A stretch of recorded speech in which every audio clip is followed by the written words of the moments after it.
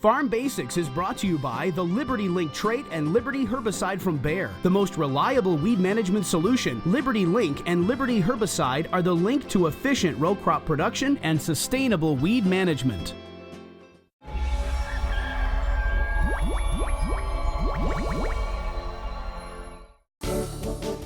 During our Farm Basics time today, we're going to talk a little about soil life.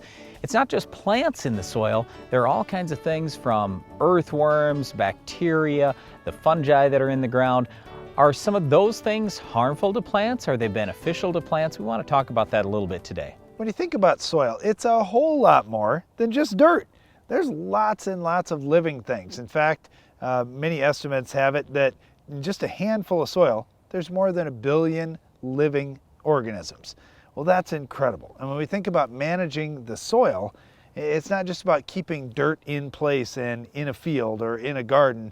It's about all those little living things in there and what they are doing for our crops. All right, so let's get specific here. We'll talk first about earthworms. One of the things that we had heard 25 years ago when we started doing some no-till work on our farms is, oh, the earthworms are going to be great for you. And you know what we did, and what we saw some other people doing too, is just taking little boxes with glass in the front, having soil there, and laying residue on top. Well, after just a few days, the earthworms had gone to the soil surface, taken residue, and pulled it down below the soil surface.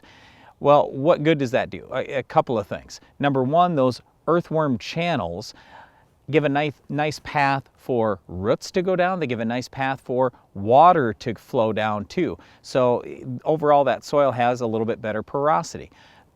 That's great. But in addition to that, when they pull some of that residue down, well, that residue now gets way below the soil surface, and when it breaks down below the soil surface, that's a good thing.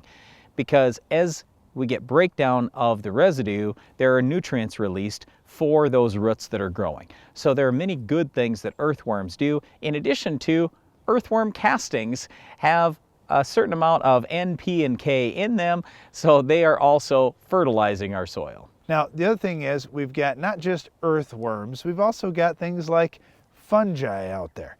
And when you think about a fungus, many times it's a negative connotation. Oh, there's a fungus growing on the loaf of bread in my house, or on, some kind of produce or whatnot. Fungus can be a good thing too. And in fact, to get nutrients like phosphorus into plant roots, they'll rely on a certain fungi species to move it in. All right, that fungi that Darren's talking about, that's mycorrhiza. And that mycorrhiza is incredibly important because what ends up happening in soil is roots are trying to move out and pick up any nutrients. But number one, some of the nutrients aren't available. Number two, sometimes the amount of space that a root needs to go into, it's too small a space. It can't get in there, but a little chain of fungi can get in there. So this all happens in the soil where these mycorrhiza fungi can actually take nutrients that aren't really available for the plant. They can turn it into a form the plant can use and send it into the roots. It's an awesome deal for the plant. So how do you improve soil life? How do you improve the number of bacteria, fungi, and other things that are living in your soil? And that are beneficial, not harmful.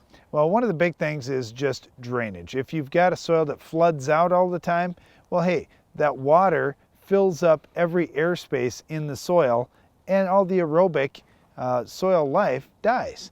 So if you can have good drainage so you don't have those flooding type situations, that's a big thing, or just water in excess, if you can eliminate that. The other thing is just having a growing plant out in the field as long as possible. Now, in some areas, harvest happens earlier, and we're seeing farmers use things like cover crops to provide a living plant out in the field for a longer part of the season.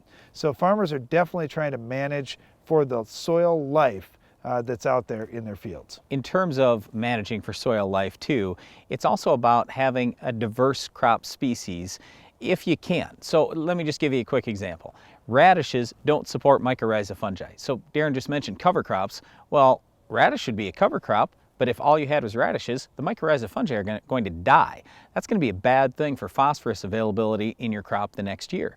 So by having radishes along with, let's say, some rye or some soybeans or a number of different other cover crops, you can do a good job supporting many different types of soil life. Well, keeping things alive in your soil is very important, but keeping weeds dead can be too. If you want to get maximum yield, we'll show you how to stop this weed in its tracks coming up later in the show.